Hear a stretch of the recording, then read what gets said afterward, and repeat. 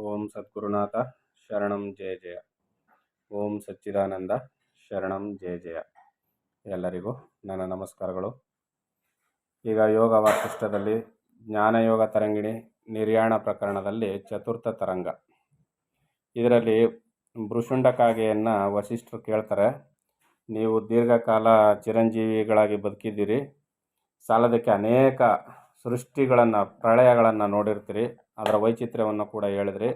ಆದರೆ ನೀವು ಇಷ್ಟು ಕಾಲ ಬದುಕಿದ ರೀತಿಯೆಲ್ಲ ಇದೆಯಲ್ಲ, ಇದರಿಂದ ನೀವು ಮೃತ್ಯುಬಾಧೆ ಇಲ್ಲದ ರೀತಿಯನ್ನು ಯಾವ ರೀತಿಯಲ್ಲಿ ಇದ್ದೀರಿ, ಮೃತ್ಯುಬಾಧೆ ಇಲ್ಲದೆ ನೀವು ಯಾವ ರೀತಿಯಲ್ಲಿ ಇದ್ದೀರಿ, ಯಾವ ಕಾರಣದಿಂದ ನಿಮಗೆ ಮೃತ್ಯು ಬರಲಿಲ್ಲ ಇಷ್ಟು ದಿನ ಅಂತ ಕೇಳಿದ್ರು. ಅದಕ್ಕೆ ಭೃಷುಂಡಕ್ಕಾಗಿ ಕೂಡ ಅದನ್ನು ಅನೇಕ ವಿಚಾರವನ್ನು ಹೇಳ್ತಾ ಬಂತು.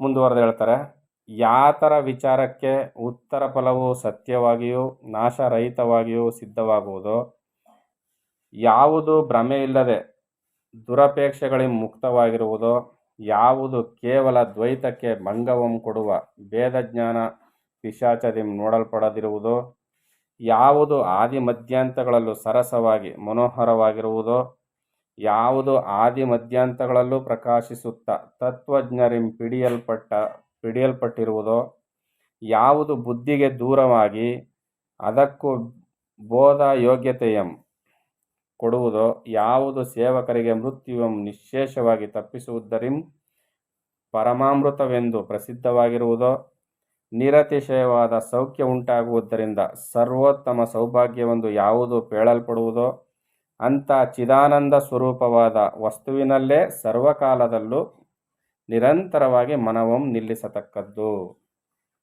ಏನು ಹೇಳ್ತಾ ಇದ್ದಾರೆ ಇಲ್ಲಿ? ನಿಮ್ಮಗಳಿಗೆ ಮೃತ್ಯು ಬರಬಾರ್ದು ಅಂದರೆ ನೀವು ಮಾಡಬೇಕಾಗಿರೋ ಕೆಲಸಗಳು ಇಷ್ಟು. ಈಗ ಹಿಂದಿನ ಆಡಿಯೋಗಳಲ್ಲೂ ಕೂಡ ಅದನ್ನು ಹೇಳ್ತಾ ಬಂತು. ಈಗ ನೀವು ಏನು ಹೇಳ್ತಾ ಇದ್ದಾರೆ ಇಲ್ಲಿ? ನಾಶರಹಿತವಾಗಿಯೂ ಸಿದ್ಧವಾಗುವುದೋ ಮತ್ತು ಯಾವುದು ಭ್ರಮೆ ಇಲ್ಲದೆ ದುರಪೇಕ್ಷೆಗಳಿಂದ ಮುಕ್ತವಾಗಿರುವುದು. ದುರಪೇಕ್ಷೆಗಳು, ಅಪೇಕ್ಷೆ ಇರಬೇಕು ಆದರೆ ದುರಪೇಕ್ಷೆ ಇರಬಾರ್ದು. ಆದರೆ ಪಾರಮಾರ್ಥ ಹೇಗಿದೆಯಪ್ಪ ಅಂದರೆ ದುರಪೇಕ್ಷೆಗಳಿಂದ ಮುಕ್ತವಾಗಿದೆ. ಯಾವುದು ಕೇವಲ ದ್ವೈತಕ್ಕೆ ಭಂಗವಂ ಕೊಡುವ ಭೇದಜ್ಞಾನ ಪಿಶಾಚದಿ ನೋಡಲ್ಪಡದಿರುವುದು. ನಮಗೆಲ್ಲ ಭೇದಜ್ಞಾನ, ಅದು ಒಂದು ಪಿಶಾಚಿ ಹಿಡ್ದಂಗೆ ಭೇದಜ್ಞಾನ ಅಂತಕ್ಕಂಥದ್ದು. ಆದರೆ ಇದು ದ್ವೈತ ಇಲ್ಲ, ಅದ್ವೈತ ಜ್ಞಾನ. ಅದರಿಂದ ಇದರಲ್ಲಿ ನಾವು ಮನಸ್ಸನ್ನು ನೆಟ್ಟಿರಬೇಕು, ಅಂದರೆ ಪರಮಾತ್ಮನಲ್ಲಿ ಮನಸ್ಸನ್ನು ನೆಟ್ಟಿರಬೇಕು. ಅದನ್ನು ಇಲ್ಲಿ ಹೇಳ್ತಾ ಇದ್ದಾರೆ. ಮತ್ತು ಆದಿ ಮಧ್ಯಾಂತಗಳಲ್ಲೂ ಸರಸವಾಗಿ ಮನೋಹರವಾಗಿರುವುದು. ಆದಿ ಮತ್ತು ಅಂತ್ಯಗಳಲ್ಲಿ, ಮಧ್ಯದಲ್ಲಿ, ಮೂರು ಕಡೆಯಲ್ಲಿಯೂ ಕೂಡ ಅದು ಬಹಳ ಸಮರಸವಾಗಿ ಇರ್ತಕ್ಕಂಥದ್ದು. ಆದಿ ಮಧ್ಯಾಂತಗಳಲ್ಲೂ ಪ್ರಕಾಶಿಸುತ್ತಿರುವುದು. ತತ್ವಜ್ಞರಿಂದ ಪಿಡಿಯಲ್ಪಟ್ಟಿರುವುದು. ತತ್ವಜ್ಞರು, ಜ್ಞಾನಿಗಳು, ಮುಕ್ತರಾಗಿರುವರು, ಜೀವನ್ಮುಕ್ತರಾಗಿರುವವರು, ಜ್ಞಾನಿಗಳೆಲ್ಲ ಯಾವುದನ್ನು ಆಶ್ರಯಿಸಿದರೆ ಈ ಪಾರಮಾರ್ಥ ತತ್ವಜ್ಞಾನವನ್ನೇ ಅವಲಂಬಿಸಿದ್ದಾರೆ. ಅದರಲ್ಲಿ ಮನಸ್ಸನ್ನು ನಿಲ್ಲಿಸಬೇಕು. ಯಾವುದು ಬುದ್ಧಿಗೆ ದೂರವಾಗಿ ಅದಕ್ಕೂ ಬೋಧ ಯೋಗ್ಯತೆಯಂ ಕೊಡುವುದೋ, ಯಾವುದು ಸೇವಕರಿಗೆ ಮೃತ್ಯುವಂ ನಿಶ್ಶೇಷವಾಗಿ ತಪ್ಪಿಸುವುದರಿಂದ ಪರಮಾಮೃತವೆಂದು ಪ್ರಸಿದ್ಧವಾಗಿರುವುದು. ಯಾರು ಇದನ್ನು ಆಶ್ರಯಿಸ್ತಾರೋ ಅವರಿಗೆ ಮೃತ್ಯುವನ್ನು ದೂರ ಮಾಡ್ತಕ್ಕಂಥ ಅಮೃತಕ್ಕಿಂತಲೂ ಪರಮಾಮೃತ ಅಂತ ಪ್ರಸಿದ್ಧಿಯಾಗಿರ್ತಕ್ಕಂಥದ್ದು ಯಾವುದು? ಪಾರಮಾರ್ಥ ತತ್ವ ಅಥವಾ ಪರಮಾತ್ಮನ ತತ್ವಜ್ಞಾನ. ನಿರತಿಶಯವಾದ ಸೌಖ್ಯ ಉಂಟಾಗುವುದರಿಂದ ಸರ್ವೋತ್ತಮ ಸೌಭಾಗ್ಯವೆಂದು ಯಾವುದು ಪೇಳಲ್ಪಡುವುದೋ. ಏನಂತ ಹೇಳ್ತಾ ಇದ್ದಾರೆ ಇಲ್ಲಿ? ಅತಿಶಯ ಅಲ್ಲ, ನಿರತಿಶಯವಾದ ಸೌಖ್ಯ ಉಂಟಾಗುವುದರಿಂದ ಯಾವುದನ್ನು ಆಶ್ರಯಿಸಿದರೆ ಈ ಪಾರಮಾರ್ಥ ಜ್ಞಾನವನ್ನು ಅಥವಾ ಪರಮಾತ್ಮನ ವಿಚಾರವನ್ನು ನಾವು ಆಶ್ರಯಿಸಿದ್ದೇ ಆದರೆ ನಿರತಿಶಯವಾದ ಸೌಖ್ಯ ಉಂಟಾಗ್ತದೆ. ಆದ್ದರಿಂದ ಇದಕ್ಕೆ ಸರ್ವೋತ್ತಮ ಸೌಭಾಗ್ಯವೊಂದು ಹೆಸರು. ಇಂಥದನ್ನು ಯಾರು ಆಶ್ರಯಿಸಿರುವರೋ ಅಂಥ ಚಿದಾನಂದ ಸ್ವರೂಪವಾದ ಆ ವಸ್ತುವಿನಲ್ಲೇ ಸರ್ವಕಾಲದಲ್ಲೂ ನಿರಂತರವಾಗಿ ಮನವಂ ನಿಲ್ಲಿಸತಕ್ಕದ್ದು. ಆಗ ನಮ್ಮಗಳಿಗೆ ಮರಣ ಬರೋದಿಲ್ಲ. ನಾನು ಕೂಡ ಅದನ್ನು ಅಭ್ಯಾಸ ಮಾಡ್ತಾ ಇದ್ದೀನಿ, ಅದರಲ್ಲೇ ನಿರತವಾಗಿ ನಿಂತಿದ್ದೀನಿ ನಾನು. ಅದರಿಂದ ನನಗೆ ಸಾವಿಲ್ಲ.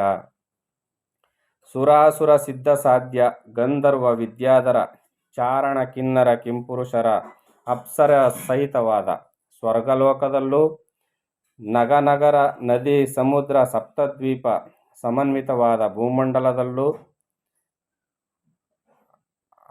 ಭುಜಂಗ ಸಾಮ್ರಾಜ್ಯ ಸ್ಥಾಪಕವಾದ ಪಾತಾಳ ಲೋಕದಲ್ಲೂ ಸರ್ವಭೋಗೈಕ್ಯ ಐಶ್ವರ್ಯ ಸಂಪೂರ್ಣವಾದ ದಿಕ್ಪಾಲಕ ಸ್ಥಾನಗಳಲ್ಲೂ ಆದಿ ವ್ಯಾಧಿ ದುಃಖಗಳಿಂ ಕೂಡಿದ ಸಕಲ ಕ್ರಿಯೆಗಳಲ್ಲೂ ಹೃದಯ ಚಾಂಚಲ್ಯ ವಿಷಯಾನಂದ ಪ್ರದವಾದ ಆಲೋಚನೆಗಳಲ್ಲೂ ನಿರಂತರ ಲಾಭಾಲಾಭ ವೃದ್ಧಿ ಹಾನಿಪರನಾಗಿ ಕತ್ತಿಗಳಂತೆ ತೀಕ್ಷ್ಣವಾದ ಸರ್ವ ವ್ಯಾಪಾರಗಳಲ್ಲೂ ಇದೇ ಮೇರೆಗೆ ದೇಶ ಕಾಲ ವಸ್ತು ಭೇದದಿಂ ವಿಚಿತ್ರವಾದ ಸಕಲ ಶುಭಾಶುಭ ವ್ಯಾಪಾರಗಳಲ್ಲೂ ಯಾವುದರಲ್ಲೂ ಸ್ಥಿರವಾದ ಶುಭವಿಲ್ಲದ್ದರಿಂದ ಸ್ವರ್ಗ ಭೂಮಿ ಪಾತಾಳಗಳ ಅಖಂಡಾಧಿಪತ್ಯಗಳೂ ಕೂಡ ಶಾಶ್ವತ ಸ್ಥಿತಿಯಂ ಬಯಸುವ ಮಹಾತ್ಮರಿಗೆ ಅಸಮ್ಮತವಾಗುವು. ಇಲ್ಲೇನು ಹೇಳ್ತಾ ಇದ್ದಾರೆ, ಶಾಶ್ವತವಾದ ಸ್ಥಿತಿಯನ್ನು ಬಯಸ್ತಕ್ಕಂಥ ಮಹಾತ್ಮರಿಗೆ ಇವಿಷ್ಟೂ ಕೂಡ ಏನಾಗ್ತಾ ಇದ್ದಾವೆ, ಅಸಮ್ಮತ ಅಂದರೆ ಒಪ್ಪಿಗೆ ಇಲ್ಲ ಅವ್ರು ಯಾರಿಗೂ. ಯಾವ್ಯಾವ ದೇವಲೋಕ ಆಗ್ಬೋದು, ದಿಕ್ಪಾಲಕರು ಅಷ್ಟದಿಕ್ಪಾಲಕರುಗಳ ಸ್ಥಾನಮಾನಗಳಾಗ್ಬೋದು, 3 ಲೋಕಗಳಾಗ್ಬೋದು, ಅಥವಾ ಈ ಪ್ರಾಪಂಚಿಕ ಸುಖ ಭೋಗಗಳಾಗ್ಬೋದು, ಇವ್ಯಾವೂ ಕೂಡ ಯಾರಿಗೆ ಅಸಮ್ಮತ? ಜ್ಞಾನಿಗಳಿಗೆ ಅಸಮ್ಮತವಾದದ್ದು.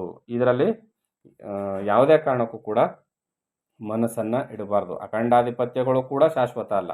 ಅದರಿಂದ ಮಹಾತ್ಮರಿಗೆ ಇದು ಅಸಮ್ಮತವಾದದ್ದು. ಆದ್ದರಿಂದ ನಾಶರಹಿತವಾಗಿ ಭ್ರಮಾಲೇಶವಿಲ್ಲದೆ ಸರ್ವ ಮನಸ್ಥಿತವಾದಾಗ್ಯೂ ಸತ್ಪುರುಷರಿಗೆ ಮಾತ್ರವೇ ಅನುಭವಿಸಲು ಸಿದ್ಧವಾಗಿರುವ ಅದ್ವಿತೀಯವಾದ ಆತ್ಮಚಿಂತನೆ ಒಂದೇ ಸರ್ವಶ್ರೇಷ್ಠವೆನಿಸುವುದು. ನೋಡಿ ಇಲ್ಲೇನು ಹೇಳ್ತಾ ಇದ್ದಾರೆ, ಆತ್ಮಚಿಂತನೆ ಒಂದೇ ಸರ್ವಶ್ರೇಷ್ಠವೆನಿಸುವುದು. ಬಹುಕಾಲದಿಂ ರೂಢ ಮೂಲವಾದ ದುಷ್ಕರ್ಮ ವಾಸನೆಗಳಿಂ ಪೂರ್ಣವಾದ ಸಂಸಾರ ಭ್ರಮೆಯಂ ಪರಿಹರಿಸುವ ಆತ್ಮಚಿಂತೆಯೇ ಸಮಸ್ತರಿಗೂ ದುಃಖಹಾರಿಯಾಗಿರುವುದು. ಆಯ್ತಾಯ್ತಲ್ವ? ಈಗ ಬಹುಕಾಲದಿಂದ ರೂಢ ಮೂಲವಾದ ದುಷ್ಕರ್ಮ ವಾಸನೆಗಳು ಬಹುಕಾಲದಿಂದ ರೂಢ ಮೂಲವಾಗಿ ನಮಗೆ ಬಂದ್ಬಿಟ್ಟಿದೆ. ಅದರಿಂದ ಪೂರ್ಣವಾದ ಸಂಸಾರ ಭ್ರಮೆಯಂ ಪರಿಹರಿಸುವ, ದುಷ್ಕರ್ಮ ವಾಸನೆಗಳಿಂದ ತುಂಬಿರುವ ಈ ಸಂಸಾರವನ್ನು ಪೂರ್ಣವಾದ ಸಂಸಾರ ಭ್ರಮೆಯಿಂದ ನಾವು ನರಳ್ತಾ ಇದ್ದೀವಲ್ಲ, ಈ ಭ್ರಮೆಯಂ ಪರಿಹರಿಸುವ ಆತ್ಮಚಿಂತೆಯೇ ಸಮಸ್ತರಿಗೂ ದುಃಖಹಾರಿಯಾಗಿರುವುದು. ನಾವೇನು ಮಾಡ್ತೀವಿ, ದುಃಖ ಪರಿಹಾರಕ್ಕೆ ಅನೇಕ ಕಡೆ ಸುತ್ತುತ್ತೀವಿ, ಅಲ್ಲುಂಟು ಅಲ್ಲುಂಟು ಅಂತ. ಆದರೆ ಜ್ಞಾನಿಗಳು ನಮಗೆ ಸುಸ್ಪಷ್ಟವಾಗಿ ತಿಳಿಸ್ಕೊಡ್ತಾ ಇದ್ದಾರೆ, ಆತ್ಮಚಿಂತನೆಯಲ್ಲಿಯೇ ನಿಮಗೆ ಸುಖ ಇರೋದು ಅಂತ. ನಾವೇನು ಮಾಡ್ತೀವಿ, ಆತ್ಮಚಿಂತನೆ ಒಂದನ್ನು ಬಿಟ್ಟು ಮಿಕ್ಕಿ ಏನಾದರೂ ಹೇಳಿ ಗುರುಗಳೇ ಅಂತ ಈ ಗುರುಗಳು ಹೇಳ್ತಾರೇನೋ ಅಂತ ಸುತ್ತಿ ಸಾಕಾಗ್ಬಿಡ್ತೀವಿ. ಇಲ್ಲಿ ಆತ್ಮತತ್ವ ಚಿಂತನೆಯೇ ನಿಜವಾದ ಪರಿಹಾರ. ಸಂಸಾರಕ್ಕೆ ಕೊಡಲಿ ಪೆಟ್ಟು ಯಾವುದು? ಆತ್ಮಜ್ಞಾನವೇ. ಆತ್ಮಜ್ಞಾನವನ್ನು ತಿಳಿಬೇಕಾದ್ರೆ ಸದ್ಗುರು ಸೇವೆಯನ್ನು ಮಾಡಬೇಕು, ಆತನ ಮಾರ್ಗೋಪದೇಶದಂತೆ ಸಾಧನೆಯನ್ನು ಮಾಡಬೇಕು, ಆಗ ಮಾತ್ರ ಸಾಧ್ಯ. ಆದ್ದರಿಂದ ನಾನು ಯಾವುದರಿಂದ ಚಿರಂಜೀವಿಯಾಗಿದ್ದೀನಿ ಅಂದರೆ ಆತ್ಮತತ್ವ ಚಿಂತನೆಯಲ್ಲಿ. ನನ್ನ ಮನಸ್ಸು ಆ ಪಾರಮಾರ್ಥದಲ್ಲಿ ನೆಲೆ ನಿಂತಿರೋದ್ರಿಂದ ನನಗೆ ಸಾವಿಲ್ಲ, ಚಿರಂಜೀವಿಯಾಗಿ ಇದ್ದೀನಿ. ನಿರ್ಮಲವಾದ ಮನೋಮಾರ್ಗದಲ್ಲಿ ಸಂಚರಿಸುತ್ತಾ ದುಃಖ ಮೂಲವಾದ ಚಿಂತ್ಯಾದನಾರ್ತನಗಳಿಗೆ ನಾಶಕರವಾದ ಪರಮಾನಂದ ಸಾಧನವಾದ್ದರಿಂದ ಶರತ್ಕಾಲದ ಪೂರ್ಣಿಮೆ ಬೆಳ್ದಿಂಗಳಿಗಿಂತಲೂ ಅಧಿಕವೆನಿಸುವ ಸಂಕಲ್ಪ ಕಳಂಕವಿಲ್ಲದ ಈ ಆತ್ಮಚಿಂತನೆಯು ನಿಮ್ಮಂಥ ಮಹಾತ್ಮರಿಗೆ ಸುಲಭವಾಗುವುದಲ್ಲದೆ ನಮ್ಮಂಥ ಸಾಧಾರಣ ಜನರಿಗೆ ಸುಲಭವಾಗಲಾರದು. ಭೃಶುಂಡ ಕಾಗೆ ಎಷ್ಟು ವರ್ಷಗಳ ಕಾಲ ಇದೆ, ಅದೇನು ಹೇಳ್ತಾ ಇದೆ ವಸಿಷ್ಠರಿಗೆ, ನಿಮ್ಮಂಥವ್ರಿಗೆ ಸುಲಭ ಆಯ್ತದೆ ಗುರುಗಳೇ, ನಮ್ಮಂಥವ್ರಿಗೆ ಏನು ಮಹಾ ಸುಲಭನ ಇದು. ಅದರಿಂದ ನಿಮ್ಮಂಥವ್ರಿಗೆ ಸುಲಭ ಸಾಧ್ಯವಾದದ್ದು ಯಾವುದು? ಸಂಸಾರದ ಕಳಂಕವನ್ನೇ ಕಿತ್ತಾಕ್ಬಿಡ್ತದೆ ಇದು. ಅದರಿಂದ ಇದು ಸಂಕಲ್ಪಗಳ ಕಳಂಕವಿಲ್ಲದೆ ಈ ಆತ್ಮಚಿಂತನೆಯು ನಿಮ್ಮಂಥ ಮಹಾತ್ಮರಿಗೆ ಸುಲಭ ಅಂತ ಇಲ್ಲಿ ಹೇಳ್ತಾ ಇದೆ. ಆದ್ದರಿಂದ ನಾನು ಆತ್ಮಚಿಂತನೆಗೆ ಸಹಾಯವಾದ ಅನೇಕ ಮಾರ್ಗಗಳಲ್ಲಿ ಚಿರಂಜೀವತ್ವಕ್ಕೆ ಸಾಧಕವಾಗಿ ಸಮಸ್ತ ದುಃಖಗಳಿಗೂ ನಾಶಕವಾಗಿ ಸರ್ವ ಸೌಭಾಗ್ಯಗಳನ್ನು ವೃದ್ಧಿಪಡಿಸುವ ಪ್ರಾಣಿಚಿಂತೆ ಎಂಬ ಒಂದು ಮಾರ್ಗವನ್ನು ಪಿಡಿದು ಸುಖದಿಂದ ಇರುವೆನು. ಪ್ರಾಣಚಿಂತೆ ಅನ್ನುವ ಒಂದು ಮಾರ್ಗ ಇಟ್ಕೊಂಡಿದ್ದೀನಿ ಗುರುಗಳೇ, ಅದರಿಂದ ನಾನು ಸುಖವಾಗಿದ್ದೀನಿ. ಪ್ರಾಣಚಿಂತೆ ಅಂದರೆ ಏನಿಲ್ಲಿ ಕುಂಭಕ ಪ್ರಾಣಾಯಾಮದ ಅಭ್ಯಾಸವನ್ನು ಮಾಡಿಕೊಂಡು ನಾನು ಇಷ್ಟು ಕಾಲ ಬದುಕಿದ್ದೀನಿ ಅಂತ ಭೃಶುಂಡಕಾಗೆ ಹೇಳ್ತಾ ಇದೆ. ಆದ್ದರಿಂದ ನಾನು ಆತ್ಮಚಿಂತೆಗೆ ಸಹಾಯಕವಾದ ಅನೇಕ ಮಾರ್ಗಗಳಲ್ಲಿ ಚಿರಂಜೀವಿತ್ವಕ್ಕೆ ಸಾಧಕವಾಗಿ ಸಮಸ್ತ ದುಃಖಗಳಿಗೂ ನಾಶಕರಾಗಿ ಸರ್ವ ಸೌಭಾಗ್ಯಗಳನ್ನು ವೃದ್ಧಿಪಡಿಸುವ ಪ್ರಾಣಚಿಂತೆ ಎಂಬ ಒಂದು ಮಾರ್ಗವನ್ನು ಪಿಡಿದು ಸುಖದಿಂದ ಇರುವೆನು ಎಂದು ಹೇಳುವಲ್ಲಿ ಈ ಪ್ರಾಣಚಿಂತೆಯ ಸ್ವರೂಪವಂ ನಿರೂಪಿಸುವನಾಗೆಂದು ನಾನು ಕೇಳಲು ಮರಳಿ ಭೃಶುಂಡನು ಇಂತೆಂದನು. ನೀನು ಆ ಪ್ರಾಣಚಿಂತೆಯನ್ನು ವಿದ್ಯೆಯನ್ನು ಹಿಡ್ಕೊಂಡಿದೆಯಲ್ಲಪ್ಪ, ಅದರ ಕ್ರಮವನ್ನು ನೀನು ನನಗೆ ಹೇಳಬೇಕು ಅಂತ ಹೇಳಿದಾಗ ಭೃಶುಂಡ ಕಾಗೆಯು, ಸ್ವಾಮಿ ಅದರ ವಿವರಣೆ ಈ ರೀತಿಯಲ್ಲಿ ಇದೆ ಅಂತ ಹೇಳ್ತದೆ. ಅದು ಯಾವ ರೀತಿಯಲ್ಲಿ ಹೇಳ್ತಾರೆ ಆ ಕ್ರಮವನ್ನು, ಗುರುಗಳು ಯಾವ ರೀತಿಯಲ್ಲಿ ಕೇಳ್ತಾರೆ ಅನ್ನೋದನ್ನು ಮುಂದಿನ ಆಡಿಯೋದಲ್ಲಿ ನೋಡೋಣ. ಎಲ್ಲರಿಗೂ ಒಳ್ಳೆಯದಾಗಲಿ. ಓಂ ಸದ್ಗುರುನಾಥ ಶರಣಂ ಜಯ ಜಯ. ಓಂ ಸಚ್ಚಿದಾನಂದ ಶರಣಂ ಜಯ ಜಯ. ಹರಿ ಓಂ ತತ್ಸತ್. ಹರಿ ಓಂ ತತ್ಸತ್. ಹರಿ ಓಂ ತತ್ಸತ್.